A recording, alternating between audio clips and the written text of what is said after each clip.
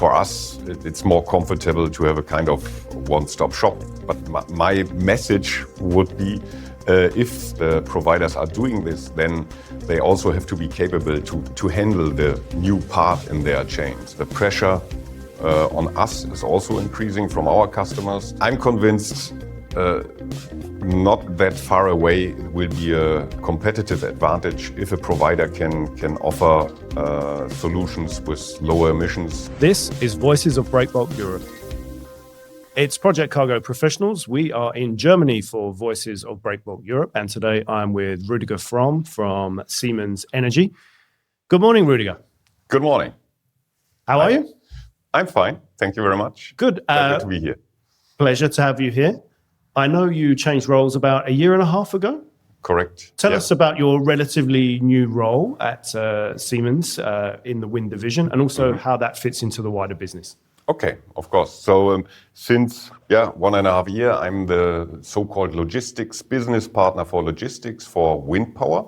So within Siemens Energy, we do have 4 business areas, and each business area has one dedicated logistics partner.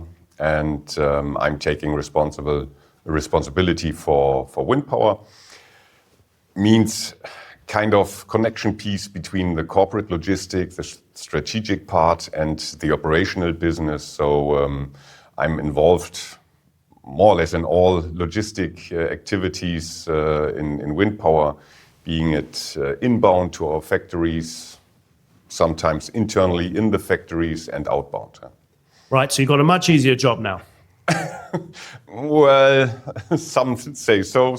As working in logistics is always challenging. So, but I do like it. Yeah. And about a year ago, people were saying that the demand was at record levels for wind. Is that still the case now, or is it a bit more complicated? No, I think it's still on a very, very high level. And so from our point of view, Siemens Energy, Siemens Gamesa, it's always there are always two sides of the coin. So onshore and offshore. Talking about offshore, it's really on a very high level, and the demand is quite high. Onshore, as everybody know, we had some troubles, but we are restarting our business there and hope to conquer the markets from our side back again. Yeah. And which parts of the world are driving demand for most of your projects? Currently, it's definitely Europe, North Sea, Baltic Sea. We are executing some projects in the US. They are in execution. Okay. Were stopped shortly, but now they are restarting again to be executed. A bit of business in Asia, close to Korea and Taiwan. So these are the main areas. Yeah. And you've said in another interview that tariffs obviously affect your business, but they're not the biggest challenge. So I'm interested to know, what is the biggest challenge for you at the moment? Well,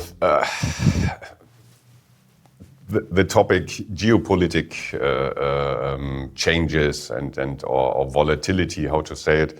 I think this is the biggest challenge to be flexible in regards to the deliveries of the components, to find a plan B, C, D sometimes, and just to be able to adapt the operations to the changing environment. Is the situation in the Middle East at the moment affecting you a lot, or is that not really? Siemens Energy, definitely. A lot. From wind power side, not that much, because we do not have so many projects there in execution. That's what I was thinking, yeah. Correct. Obviously, we are also heavily involved in service business, in wind power as well. And so there are some, let's call it hiccups, but from our 4 business partners, I'm the lucky guy right now. Okay, so let's talk about logistics and the role of LSPs, which is obviously what most of our viewers are interested in. So when a wind project is being planned, at what stage does logistics come into the conversation?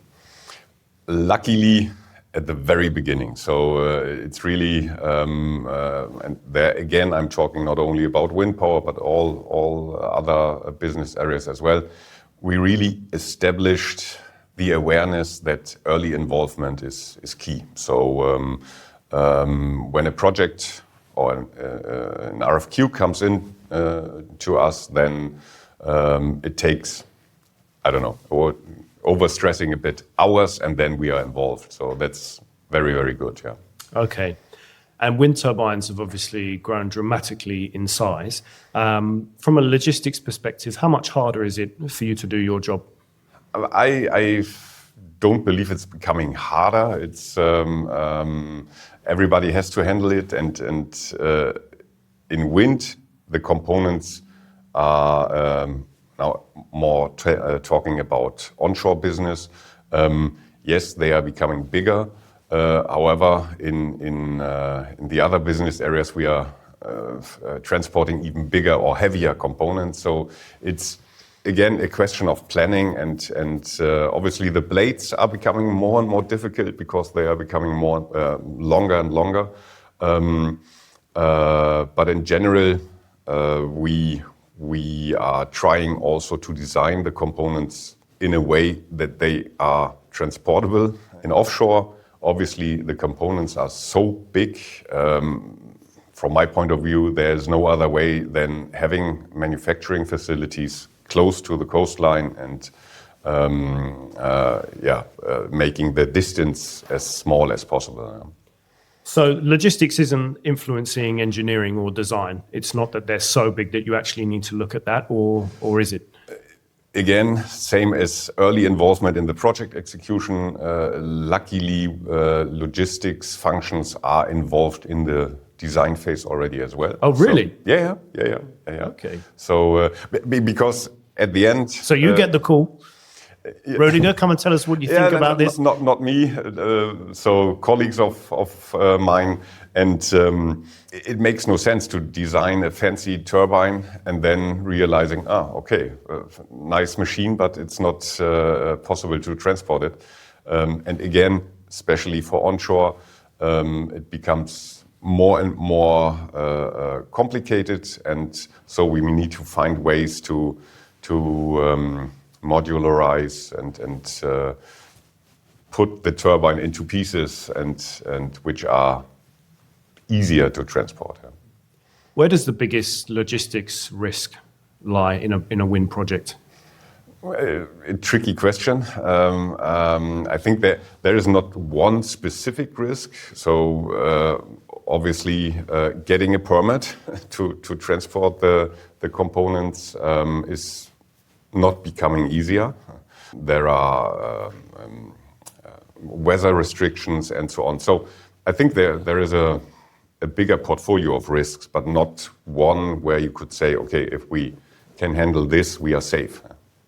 And presumably you speak to a lot of forwarders, shipping lines. What do people misunderstand about the logistics around your products? And are the service providers keeping up with what you need? I would say in general, yes. The suppliers actually do know what we need. As always, between shipper and logistic provider, there are different interests in the business, obviously. But in general, I think they are doing quite well. Yeah. Is it a limited pool of providers that you feel confident enough to call on, or? Yes. So obviously we try to create a pool and try to establish partnerships, because it does not make sense to reinvent the relationship for each project. And looking ahead in the next few years, how might your logistics requirements change as your products develop? I think one field of action is definitely the operations in regards to data transparency. So I think the physical transport will not change that much. So we will need vessels and trucks and wheels, and But to ease up the operations, I think data transparency or the exchange of data, of information will become more and more important. And is that a requirement that you are putting on your suppliers, or is that something that you're responding to from your clients?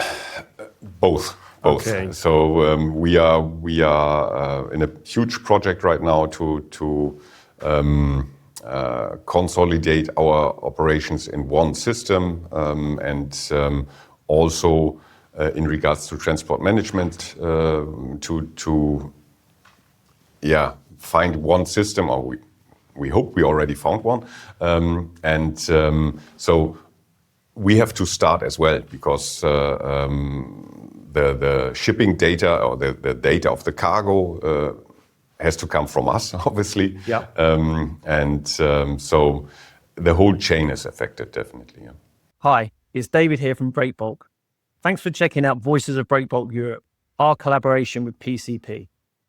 For over 20 years, Breakbulk Europe has connected the global project cargo community, bringing over 11,000 professionals from 120 countries to Rotterdam. Make sure to register for your ticket online so you can join us at the Rotterdam Ahoy from June 16th to 18th. Enjoy the podcast and see you at Breakbulk Europe. This series is sponsored by Rhenus Project Logistics, who deliver turnkey solutions across the project lifecycle. They specialize in managing complex cargo using a mix of transport modes, including sea, rail, air, and heavy haulage. With a strong global network, in-house engineering, and access to their own assets, including terminals, barges, and vessels, Rhenus helps reduce risk, improve efficiency, and maintain control throughout the supply chain. Find out more via the link in the description below. I wanted to ask you your opinion on this trend that we've seen in the industry, where the lines are becoming a bit blurred as to who does what. You've got shipping lines that acquire freight forwarders, you've got forwarders that acquire asset-owning companies. And they always say it's because our customers demand this, they want us to do everything. Do you agree with that? What's your thoughts on this topic? Are you increasingly looking for your suppliers to do X, Y, and Z? I wouldn't say we are actually looking on that, or pushing the market, the suppliers toward that path. However, obviously it would, for us, it's more comfortable to have a kind of one-stop shop. Yeah. But my message would be, if the providers are doing this, then they also have to be capable to handle the new part in their chain. So I feel here and there it's the easiest step to buy another company, but then it's important that it becomes integrated in the whole operations. And I think there the one or the other can improve to better integrate all the services into their portfolio. Yeah, because I have spoken to other shippers that don't like it. They say it's, we do it all. It's not attractive to them. They prefer people to specialize in a particular area. And actually, this is what I meant with the remark into regarding better integration of the services. So if, for an example, a shipping line is acquiring a heavy haulage company, then obviously it has to be assured that the service is professional and there are no loose ends and we are suffering at the end that because the shipping guys try to sell the heavy haulage part without no real or deeper knowledge in that. So I can understand the colleagues who do not wishing this, but it has to work, or the companies have to assure that they can provide these services on the same level as a separate company. Interesting, but it's not a trend that you're particularly pushing for. No. And the chairman of Siemens Energy, Joe Kaiser, has said he believes Europe is sacrificing industry because of net zero targets. What are your views on that? obviously he's right. No, but I have my personal view on this. I think there is a need for both, for the net zero target. So climate change is happening. At least I'm convinced, and so we have to do something into that regard. On the other hand, we need to find ways that the industry can grow, earn money, obviously, and is not catched in administrational works and bureaucracy and so on. So we need to find the right level. I think this is the biggest challenge. Yeah. And in terms of decarbonisation, sustainability, what sort of targets or your expectations in terms of your logistics providers, in terms of their emission strategies? How much are you demanding of them? I would say the demand is increasing because the pressure on us is also increasing from our customers to decrease emissions. And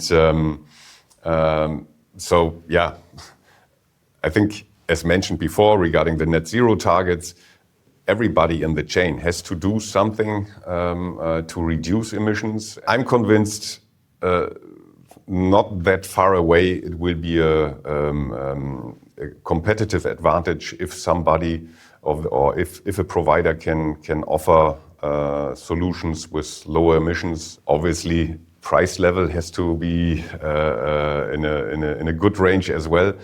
The logistic industry has to be prepared and has to work on it to reduce emissions as well. And let's talk about Germany. Certainly it's the case in the UK, other companies in Europe as well. People complain about the business climate. What do you think is going wrong in Germany at the moment, if anything? And what do you think needs to happen to make your life and your business easier? Again, bureaucracy has to be reduced. I think this is really a big challenge for the whole economy. It has to become easier to implement or to start projects, and there are too many decisions needed from my point of view, sometimes not really affected stakeholders of a project, and this has to become leaner and faster, definitely. Talking about road transport, especially, infrastructure has to improve. And do you think Europe loses because of that? In terms of, you said about starting new projects, does that mean that you look at other parts of the world and you think, well, we'll go and do that there instead of doing it in Europe? Does that happen? We as Siemens Energy, I think we do find a good mix in investing in new manufacturing facilities and so on in Germany, in Europe, but also in the US, for example. So I think it's not us, our customers. They are struggling more with these issues. However, in general, I just wanted to add to the negative mood in Germany. There's more. I think we as Siemens Energy currently are in a very, very good situation. So we have a huge order backlog. I know in Germany people are complaining, but as an employee of Siemens Energy, you sometimes think, why do they complain? It's running quite well. Tell us a bit about your background. I know you come from the transport side, you used to work for Felbermayr. How does that experience shape how you perform your job today? It is really a huge advantage if you do have the opportunity to go to the industry and were working on the supplier side before, because you do understand the needs of both sides, and so I think it's for companies a quite smart move to hire people from the logistic industry to run their logistic operations in such big companies as Siemens Energy. And I would say it's an advantage for both sides. And as I said, we're recording this in the run-up to Breakbulk Europe in Rotterdam. You've been heavily involved as a speaker, advisory board member. Tell us what you've got out of the event. Breakbulk is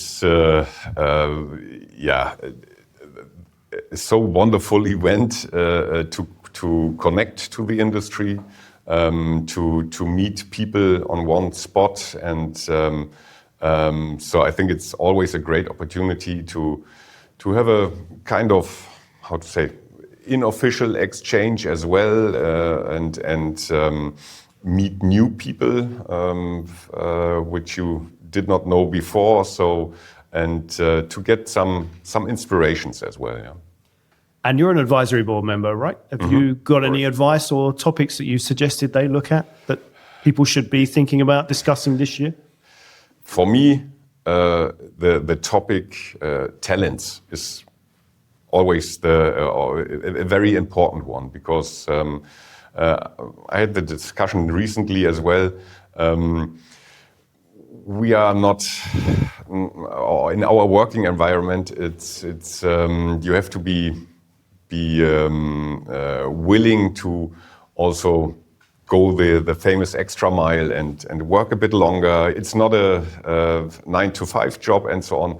And we have to, or younger people probably do not see this industry as their favorite place.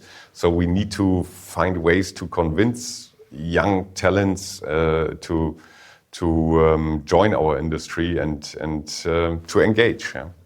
You don't see the youngsters always wanting to work long hours and do the extra mile, or?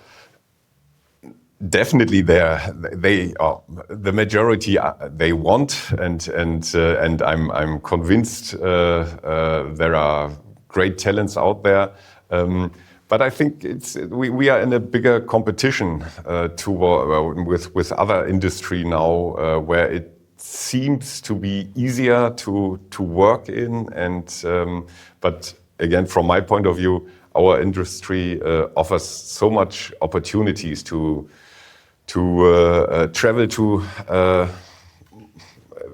remote places in the world, to meet great people, to work in challenging projects. So and this has to be sold better to younger people to become more attractive. Yeah, it's a great way to see the world and get somebody else to pay for it when you're young, right?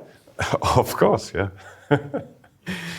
And talk a bit about what you like to do outside work. I know you're a keen motorbiker.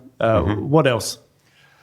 Well, I think the motorbiking is the most exciting part. So